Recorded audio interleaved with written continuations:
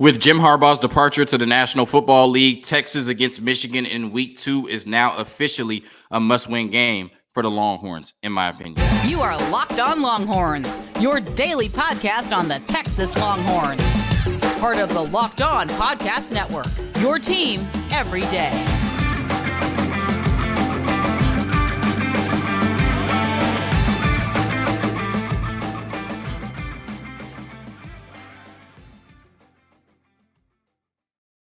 Locked On Longhorns, the show. Jonathan Davis, your host. Today's episode of Locked On Longhorns is brought to you by FanDuel. Make every moment more. Right now, new customers get $150 in bonus bets guaranteed when you place a $5 bet.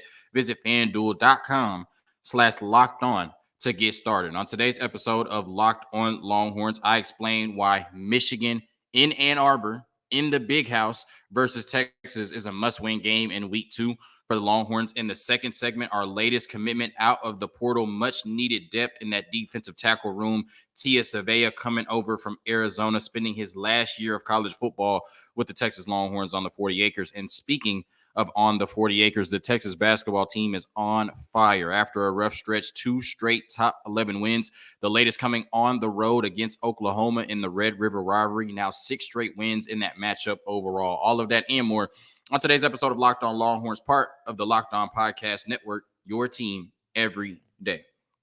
I'm going to reiterate my point. I now believe with Jim Harbaugh's departure to the National Football League that the game between Texas and Michigan in Ann Arbor, in the Big House, is a must-win game for the Texas Longhorns. And in no way, shape, or form am I saying this game is going to be easy for Texas. In no way, shape, or form am I saying Texas is going to go in there and roll over Michigan, right? Obviously, Texas is going to have to go in there and play 60 minutes of Texas Longhorns football, execute at a high level to win this game. And it's going to be a very tough game for the Texas Longhorns. But the expectations for this program have changed, right? The temperature of this program have changed, right? The temperature of the program has changed now that you were 11 yards away from playing this Michigan team in the national championship game. So I believe now going into 2024, Texas should expect to win every game that they play in. And the team that we just saw go undefeated and win the national championship is not the team that Texas will be facing off against in week 2 in the Big House. I think Texas should have the advantage in this matchup. I know they opened up as 2.5-point favorites. I believe by the time the game is played, they'll be probably 3.5 to 4-point favorites against Michigan, even with that game being in the Big House. When you look at why I think this is a must-win game for the Texas Longhorns now, one of the biggest reasons, maybe the biggest reason, is I don't say the retirement, but the departure of Jim Harbaugh to the National Football League, leaving Michigan behind, right? I think unquestionably over the last 20 years, Jim Harbaugh has been one of the best coaches at any level of football, right? Like in college and NFL, he's had a ton of success in both. And I think, it'd be hard to find too many coaches that could rival Jim Harbaugh's success over the last 20 years in college football and the National Football League combined, right? And I think he's just one of the best coaches, period. And I think they might have that advantage, right, in terms of the coaching matchup if Steve Sarkisian was to face off against Jim Harbaugh. Nothing against Steve Sarkisian. All the credit in the world to Jim Harbaugh, right? When you look at what he was able to do in his first year at Stanford, taking over a program that was in the dirt, right? He beat USC as a 41-point underdog, which I believe is still the largest betting upset in college football history. In his 4th year, right? Like I said, he took over a program in the dirt. They had 4 wins his first year. In his 4th year, he led Stanford to a 12-1 season in 2010. Then he went to the NFL and took the 49ers to the Super Bowl and multiple NFC championship games. And there was a controversial call at the end of the Super Bowl that maybe could have went Jim Harbaugh's way instead of John Harbaugh's way, and he'd be a Super Bowl champion. And then he won a national championship at Michigan, along with 3 straight Big Ten titles and 3 straight wins against Ohio State. And if you go look at the history of the game or that matchup between Ohio State and Michigan, that's not something that's been done a lot, right? Michigan winning 3 straight of those matchups. So Jim Harbaugh, like I said, is one of the best coaches at any level in football right now, and he certainly will be missed on that sideline for Michigan, right, in week 2 against Texas. I think that's advantage Texas that he will not be there, especially if Sharon Moore will be taking over for Harbaugh, right? I know he coached 4 games last year, right, as an interim, but this will be his 2nd official game as a head coach, and Steve Sarkisian should have the advantage in that matchup. When you look at the roster, once again, this is not the Michigan team that just won the national championship, right? They went all in. A lot of players came back. They had a lot of experienced veteran players on this team.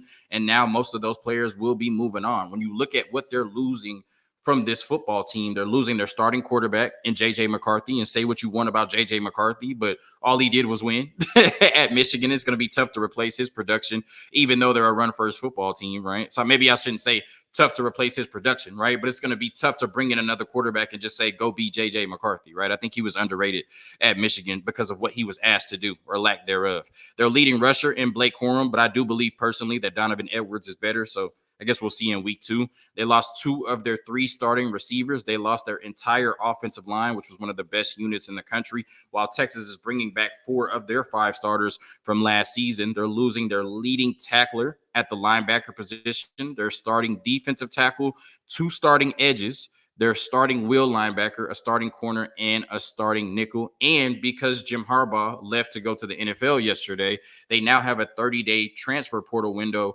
where more players can enter the portal and decide where they want to play or decide their next destinations if they don't want to stay at Michigan now that Harbaugh is not there. Now, I think if Sharon Moore takes over, then that culture kind of stays in place and a lot of those players will stay at Michigan and stick it out.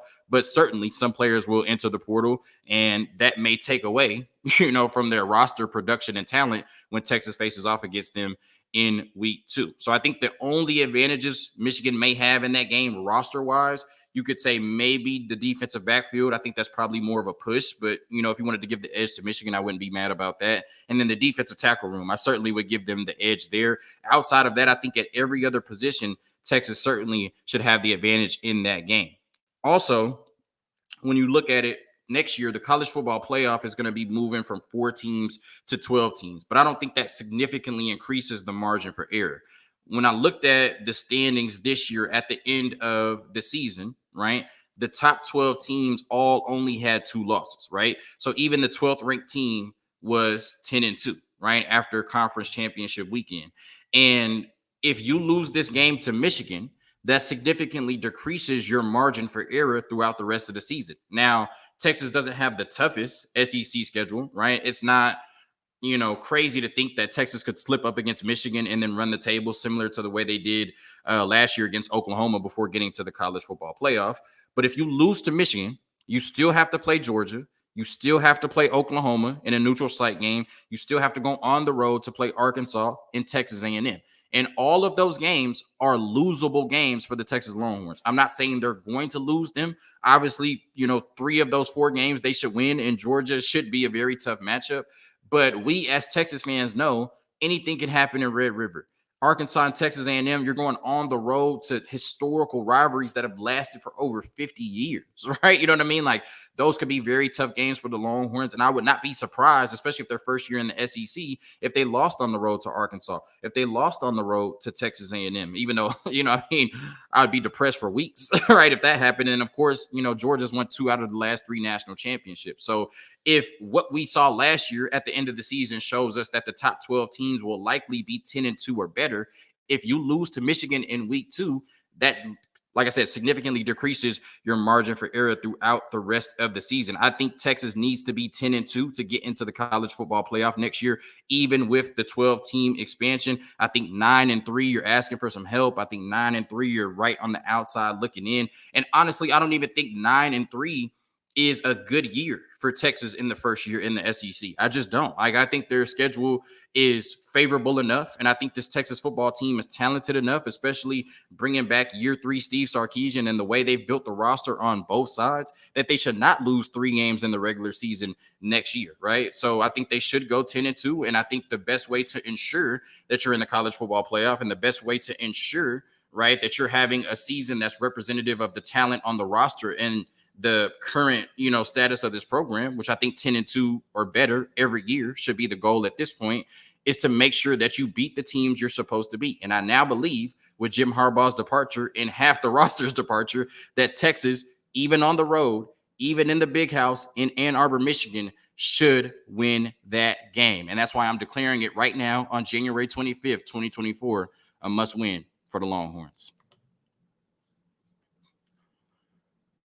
Today's episode of Locked On Longhorns is brought to you by eBay Motors. Passion, drive, and patience. What brings home the winning trophy is also what keeps your ride or die alive. eBay Motors has everything you need to maintain your vehicle and level it up to peak performance. From superchargers, roof racks, exhaust kits, LED headlights, and more. Whether you're into speed, power, or style, eBay Motors has got you covered. With over 122 million parts for your number one ride or die, you'll always find exactly what you're looking for. And with eBay Guaranteed Fit, your part is guaranteed to fit your ride every time or your money back. Because with eBay Motors, you're burning rubber, not cash. With all the parts you need at the prices you want, it's easy to turn your car into the MVP and bring home that win. Keep your ride or die alive at ebaymotors.com. Eligible items only, exclusions apply. eBay Guaranteed Fit only available to U.S. customers.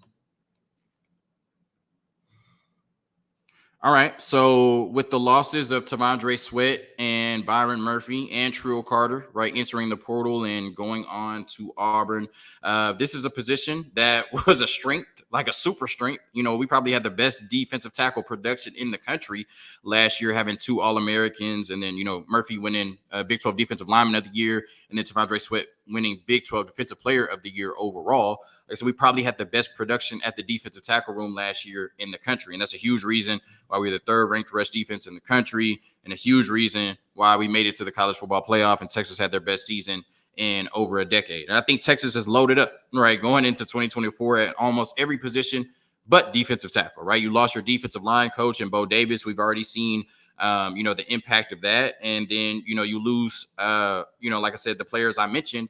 And now you have some question marks at that position going into next season. And you do have, Vernon Broughton, Sadir Mitchell, and Alfred Collins returning next season. But none of those players have ever had a huge impact at the 40 acres or impact big enough to where we can say, oh, okay, we're fine losing players like Tavondre Sweat and Byron Murphy at that position. But Texas did do a good job of bringing in some reinforcements or bringing in some depth to compete and hopefully play at a high level at that position with Tia Savea, right? Transfer defensive tackle from Arizona with 1 year of eligibility remaining. Hopefully he can make the most of it at the 40 acres. He is 6'4", 305 pounds. You're just hoping that he can, plug up the middle and, give your linebackers more space and more freedom to roam and make plays in the backfield or sideline to sideline, right? Last year, 1.5 sacks, I think like 14 tackles, something like that. He's just a big, space eater that's, occupy blocks. And like I said, make, your linebackers job a little bit easier, right? He is now the 4th player to commit to Texas as a direct result of Nick Saban's retirement, right? So Nick Saban retires, and then you see certain players, enter the transfer portal or decide to decommit from the program. 3 of those players that entered the portal and came directly from Alabama to Texas were Kendrick Blackshire, Isaiah Bond, and Amari Niblack, right? But then, of course, Kalen DeBoer leaves Washington to take the job at Alabama. So now Washington's players are on the market, I guess. And then Arizona's coach leaves to go to Washington. So that left Arizona's players on the market. And that is a direct result of Nick Saban's retirement that Tia Savea ended up at Texas in the transfer portal. And when you look at it, this Arizona team made a huge turnaround last season, and Tia was a big part of that, right? This is a team that won 5 games in 2022. They doubled their win total and won 10 games in 2023, right? And they ended the season on a 7-game win streak. To me, there are so many, accurate comparisons, and there are so many similarities between this 2023 Arizona team and the 2022 Washington team. Now, I'm not saying Arizona is going to play in the national championship next year, but when you look at what Washington did in 2022 and when you look at what Arizona did in 2023, it's eerily similar. So both of those teams ended the season on a 7-game win streak, right? Both of those teams doubled or more, right, their win total from 2021 to 2022 or 2022 to 2023. And both of those teams ended their season winning the Alamo Bowl against a Big 12 team, right? For Washington, it was against Texas, and for Arizona, it was against Oklahoma, right? So a lot of, eerie similarities between the 2022 Washington team that Texas faced off against in the Alamo Bowl and the 2023 Arizona team that went from 5 wins to 10 wins last year, and Savea being one of the biggest reasons for that. When you look at their defense, who will now be coordinated by Dwayne Akina, right? I wish he was here coaching our DBs, right? And we got the, glimpse of hope that he would be a defensive analyst for us, and then that lasted like 3 days, and then they offered him the defensive coordinator position, and he went back. So I expect that defense to continue to be a staple for the Arizona football team, even as they move to the Big 12. But when you look at what they were able to do last year, they were 30th in scoring defense, right? So only 29 teams allowed more points per game than Arizona last season. 27th in rush defense, right? Tia Savea was a big reason for that. And they were 91st in pass defense, right? So a lot of similarities there to the Texas defense, just not as good as run defense and not as good overall. But they were 91st in pass defense, but some context to that, right? They were a 10-win team in the Pac-12. We know the Pac-12 is certainly pass happy. And we know if you're a 10-win team, then you're going to have leads in games and teams are going to have to pass to catch up. So, similar to, Texas and their secondary, you have to add some context to those numbers, even though we saw against Washington that, our secondary probably was indeed as bad as the numbers showed, right? But I do think them being 91st in pass defense had a lot to do with them being a 10-win team in a pass-happy conference, teams trying to catch up, teams trying to win games at the end. So naturally, you're going to give up more passing yards because teams are passing the ball more than they're running it against your team. Now, you can say that they were 27th in rush defense because the Pac-12 doesn't run the ball. And so, maybe that's misleading. But we got Tia Savea, so I'm going to choose to believe that it's because Tia Savea was a dog, right, at Arizona and will continue to be a dog at the 40 acres. And then I talked about that defensive tackle depth: Alfred Collins, Tia Savea, Sadir Mitchell, Vernon Broughton, Jeray Bledsoe, whoever is the top 4 or 5 rotation, however we deploy the bodies, you're just hoping that obviously you're not going to have Tavondre Sweat and Byron Murphy production, but you're hoping that those players can more than hold their own. Obviously it would be great if one of them could step up and be a superstar and step up and be one of the best players of this team, but you're just hoping that this room can be a plus for you, right? And if this room can be a plus for you, then you should still be good enough to compete for a national championship, because every other room on this football team is loaded. Now, who will be coaching Tia Savea directly is a question mark, right? I've talked about the impact of losing Bo Davis and how some of the best defensive tackles or prospects at that position in the country are now at other schools, likely because of Bo Davis's departure. Talking about Dominic McKinley, who is now at LSU with Bo, DeAndre Robinson, who was committed to Texas, who is now at Florida, and then Jamari Caldwell from the University of Houston, who is now at Oregon, probably because Bo Davis left to go to LSU. And the smoke, right, or the rumor mill was that, former Texas defensive lineman, All-American and national champion Rod Wright was the favorite to take over once the Texans season ended as the defensive line coach at the University of Texas. But that smoke has slowed down significantly, right? And the Houston Texans are moving on from their defensive line coach, right? And so it looks like now Rod Wright is going to stay in-house and get that promotion to defensive line coach for the Houston Texans. So where does that leave Texas in terms of their search for their next defensive line coach, right? I don't know. I really don't know, but they need to figure it out soon. They need to figure out who will be coaching Tia Savea and the rest of the room next year, because it now looks like they will not be getting Rod Wright to replace Bo Davis. So, we'll see where they go at that position, right? Hopefully it's somebody that can come in and at least maintain what Bo Davis did. He's a legendary coach. I'm not sure if you can come in and be better, but at least maintain what he did the last 3 years at the 40 acres. That remains to be seen, right? A lot remains to be seen about this defensive tackle room, but they're doing a good job at continuing to add bodies, continuing to add talent, and hopefully 2 or 3 of them stick, right? And I think Tia Savea could definitely be a very good player for Texas next year on the 40 acres.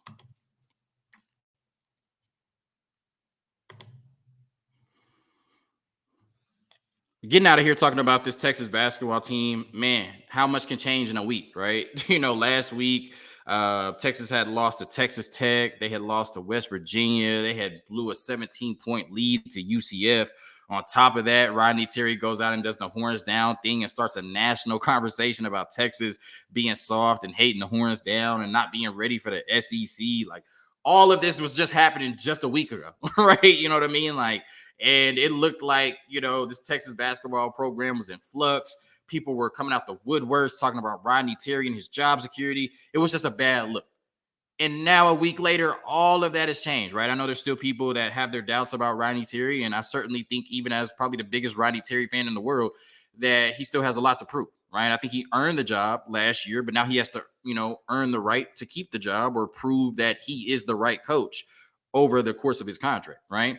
And when you looked at this Texas basketball team and the losses that they had, those were bad losses, right? The only way to make up for those bad losses is with really good wins. And the last two games for Texas have been really good wins. You started off by beating Baylor at home in the Moody Center on Saturday, kind of restoring the aura to the Moody Center, right? Because, last year you had only lost 2 games, period. Or I think up until last week, you'd only lost 2 games, period, in the Moody Center. And then you lose 2 games back to back, right? In the Moody Center. So you got that aura back, beating Baylor on Saturday in the building. And then you went on the road on Tuesday night in the Red River rivalry and got your 6th straight win in that matchup against Oklahoma, and you beat them handily, right? 75-60. So, like I said, what a difference a week makes. And, hopefully this Texas basketball team can continue that momentum moving forward. When you look at what they were able to do against Oklahoma on Tuesday night, this could be the type of win that propels you to playing your best basketball for the rest of the season, right? Because to me,